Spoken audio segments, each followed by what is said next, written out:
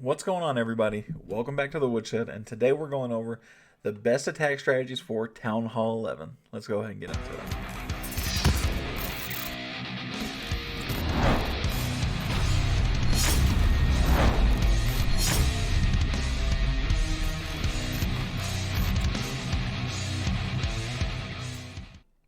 That's right, everybody. You heard me here right. We're here with another best attacks in Townhall 11 video. So, I'm going to show you guys three different attack strategies. Two of them are very similar in the army composition, but they're a little different in how you set them up. So, we're going to go over all three of them. I'm going to show you guys the army comps real quick, show you what you should and shouldn't be running, and then we'll get into some replays and some analysis. Okay, so let's go ahead and get into it. So, here are the three army comps, right? We have Blizzards with Electro Dragons, Blizzards being a blimp with Super Wizards. We have just a E-Dragon spam. This one actually has a sacrifice balloons in it. So I'll show you guys how that works too here in a little bit. And then at the very bottom, here, what's just listed as Army number 3. This one is definitely up for interpretation, but this is hybrid. One of my first attempts you guys will ever see me do is hybrid. Keep in mind, I am not a hybrid main, so when I show you guys this replay, please be nice about it. It gives you a good idea of how hybrid should be used at Townhall 11. It's kind of your first get to play with it, and it is actually pretty fun. So let's go ahead and get into the replays.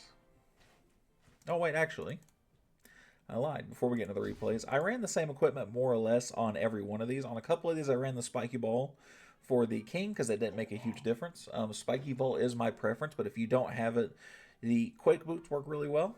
I'd also use giant arrow and frozen arrow for the queen. If you don't have the frozen arrow, just use the invisibility vial. And I ran the rage gem and the eternal tome for the warden. Pretty simple stuff. Now we'll go do some replays. All right, first one's first. This one is the sacrifice loons in the blimp, followed up by electro dragons and of course the hero comp, right? So what I'm going to do here is I'm actually using 8 lightning spells. I'm going to use 6 of them to take out these air defenses and these air sweepers. Air sweepers are very important to get out of the way for the sacrifice loons and for your E-Dragons. Those things will absolutely demolish the E-Dragons.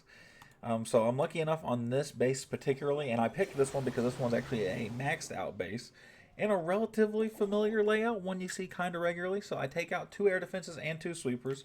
I do just weaken the air defense over here because I don't have enough, and what I'm going to do is send my lava loon and my blimp at the very top. And I'm doing that because I want to get into the eagle artillery compartment. This is where I'm going to sacrifice all my balloons. So what am I going to do? I'm going to let it get right there. I'm going to drop my clone and my rage, and I'm going to let all those balloons go through and just demolish that little section of what I'm not going to want to deal with. So I took out the eagle. I took out a couple Teslas. They're spreading out and actually getting a couple of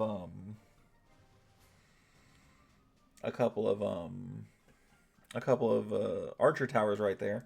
And now there's only 2 air defenses and then the inferno towers that I do need to worry about. And actually, thanks to the giant arrow, I'm not going to have to worry about one of these air defenses. The one that I actually is strong, I'm going to giant arrow take care of. And now there's just this one air defense with little to no health left. I hit an early warden ability. You can absolutely save it. Just sometimes the dragons tend to go rogue, so I want to get as many of those in as possible. Make sure you do a better job funneling than I do. You'll actually notice I also put my king on the outskirts right here to actually avoid letting this dragon kind of go around. This actually helps them all converge a little bit quicker. And you'll notice the rage gem doing its work here, just the warden following them. I still have a couple of balloons available and alive. And the rest of this base is history. The core of it has been gutted. There was little to no air defenses to stop me. Even the single inferno towers were not going to be strong enough. So I do absolutely just flatten over this base with little to no problems whatsoever. So that's a pretty good feeling. The only thing left that can stop me is a single archer tower. So it feels pretty nice to take on a completely maxed Townhall 11 like this and just have still 4 or 5 E-Dragons out of the 7 I make to show for it, right? That feels pretty good for me. So I'll just fast forward for this, so this last little bit goes through. But fantastic attack. This one is my favorite. The next one I'm going to show you is a little bit more difficult, but we'll go ahead and get to that one because that one definitely has a specific base type where it works better again. So let's go to that one. So, Super Blizzard Electro Dragons. So you're going to say, Woodshed, this isn't a maxed base. Why are you showing me this one? The other one was almost a maxed base completely. Well, I'm showing you this one because this one's the style of base that the Super Blizzard goes really well against. And one say style, oh man, what kind of style are you talking about? Ones that are clumped up very much together in the core. So what we're going to do here is we're actually going to Archer Queen right here, get rid of both the sweepers so I don't have to worry about the sweepers at all. That's the biggest thing here, is making sure that my blimp doesn't get caught in a place I don't want it to. If you guys follow me regularly, you notice I use super archers in a blimp regularly. The Super Blizzard is the first variation of this you really get to do. So I'm putting the Lava Hound in front of my blimp. My blimp, I want to get really close into that Town Hall compartment, but not on the Town Hall. Drop an invisibility, boom. So what I have right there is just Super Wizards. And they chain damage a lot like Electro Dragons. So they actually do very, very well.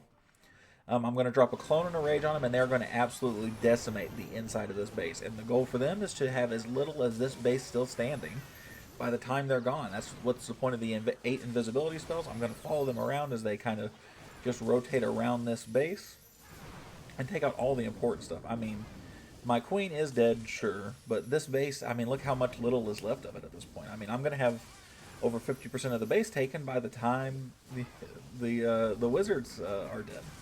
Right? Not quite. I'm going to be really, really close, though. Right? So I'm at 48%. I'm doing the dragons on the bottom. I'm doing the warden. And I'm doing the king. Same thing. I'll put him off to the side just to make sure dragons don't get super far out there. And at this point, I mean, there's just nothing left of the base, right? They actually do still have a wizard or two still alive up there fighting that Electro Dragon in their clan castle. But there's just nothing left this guy can do, right? There's one air defense and nothing else. No infernos, no nothing, right? Because they were all in that core.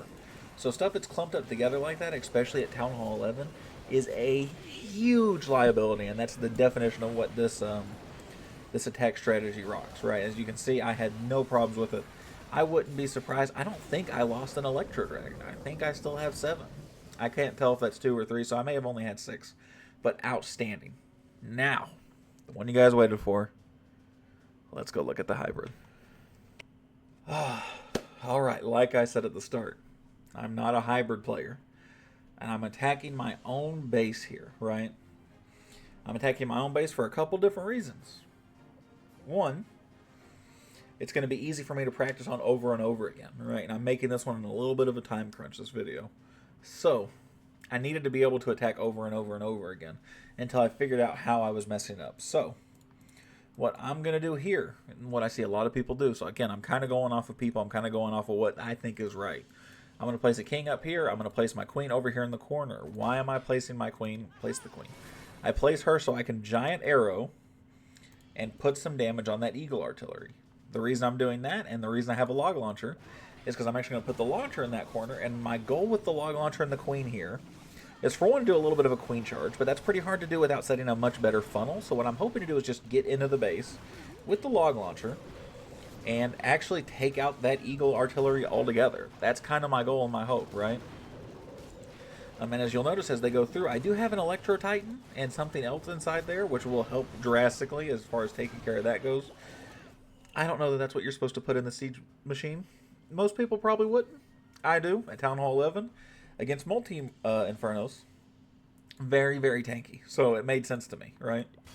So I'm actually going to drop a freeze on the Archer Queen and the couple of towers right there. Archer Queen's going to help take care of the Archer Towers.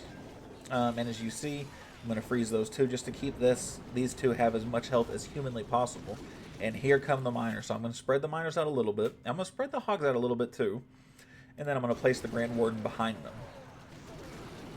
And then I'm going to have my Grand Warden actually just following along. And this is the best part to the Rage Gem. They all constantly have a little bit of a buff. Now I just have to spread these heal spells out, kind of like I do in my Town Hall 9 attack strategy video, which if you're Town Hall 8, 9, or 10, you should 100% go watch, because I described this version of the attack far more beautifully with the mass hogs. But with the miners, it's a very similar portion, right? Where I hit my Warden's ability, I'm kind of just letting them funnel their way through the base, and I'm just following them with the actual with the heal spells. So you'll notice heal spells or the Eternal Tome is over. So I'm being very careful when they get around splash damages like this, and I'll do it when they come back over this way as well. Unless the miner's just absolutely obliterated. I don't realize it. Yeah, they absolutely just smack it. And you'll notice I'm just following around where they go through some splash damage or some heavier damages, but at this point, there's nothing left, and I actually have a heal spell to spare, right? So, Hybrid is by far the strongest attack strategy at Townhall 11, even though it doesn't feel like a true hybrid. It is 100% the strongest, and it's one that you can use throughout basically every Townhall from 11 up. So, the reason I wanted this one to be last is if you guys take the time and learn how to do this, you can 100% have an attack strategy in your back pocket all the way up to Townhall 15, 16, probably even Townhall 17 whenever that comes out. I haven't confirmed that yet, though. But I do know that hybrid works regardless of whatever Townhall you're at. Whenever you figure it out, it works. So I hope you guys learned something from this. Let me know what attack you guys think I missed and I should have put in here besides the Ice Golem and Bat Spell combination. I can't do that. I'm very, very bad at that. So besides that, if there's something else that you guys think I missed, let me know in the comments below. I appreciate you guys. Make sure you like, comment, subscribe, and I'll see you guys in the next one. Thanks, everybody.